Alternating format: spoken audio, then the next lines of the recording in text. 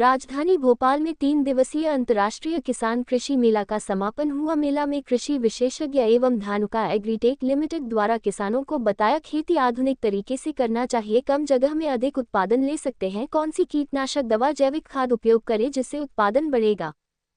नमस्कार, मैं Mahesh Kumar Sharma Dhanuka agritech limited में as a subject matter expert कार्यरत हूँ मध्य प्रदेश में। सर, किसानों की कई योजना लेकर आए किसानों के।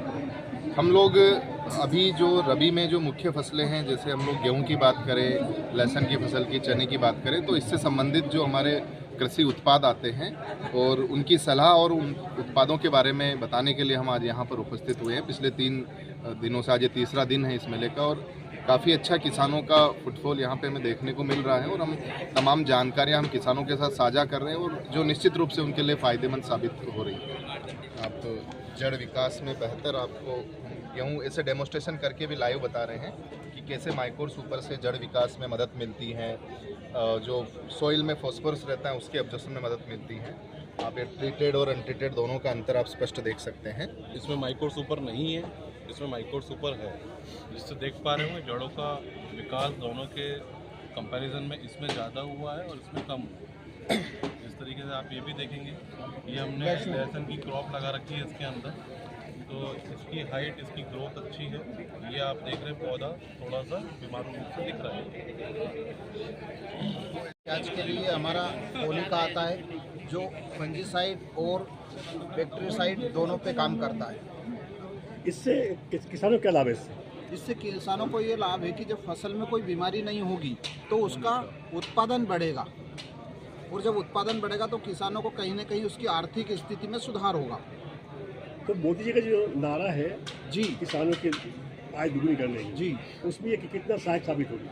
हम उसी में ही ये हमारा प्रयास है जो हमारे कृषि श्रृंखला है, क्योंकि माइक्रो सुपर जैसा उत्पाद मिट्टी की रक्षा से लेकर के फसल की सुरक्षा तक के उत्पाद धानुका एग्रीटेक किसानों को मुहैया करवाता है, जिससे निश्चित रूप से किसानों के कई सारे अनुभव हमारे साथ हैं जिन्होंने उत्पादन में अपनी 25-30% वृद्धि देखी है। तो हम उस दिशा में प्रयासरत। मैं ये जो भारतीय मीडिया है, BSL है, ये जो ऑर्गेनाइजर कर रही कमेटी, उसके साथ एसोसिएट हूँ, को ऑर्गेनाइजर हूँ साथ में। आज 3 दिवसीय मेला का समापन हो रहा है, तो किस तरह का मेला में रिस्पॉन्स मिला है कृषि मेला में?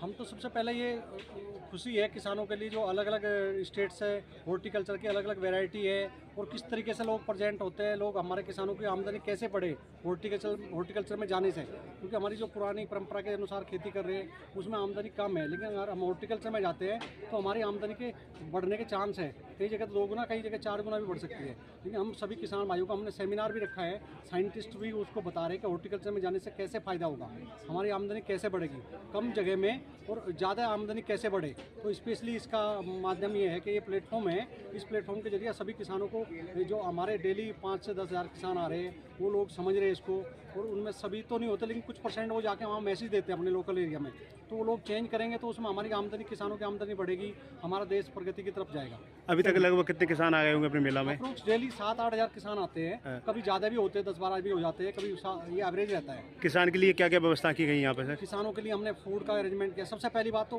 फूड तो अलग चीज़ है, वो तो जब इतनी दूर से आता है किसान, उसको बाद में कुछ रिफ्रेशमेंट और खाने का रहना चाहिए। लेकिन सबसे बड़ी बात है कि उनको हम कैसे समझाएं, तो हमारे KVK के द्वारा और बाकी ICR के इंस्टीट्यूट है, उनके सभी के साइंटिस्ट हैं यहाँ पे, वैज्ञानिक, उनको अच्छी तरीके से समझाते हैं कि कैसे क्या करना चाहिए हमारी खेती में, कैसे चेंज करके कैसे आप उसको आमदनी का जरिया बढ़ाएं।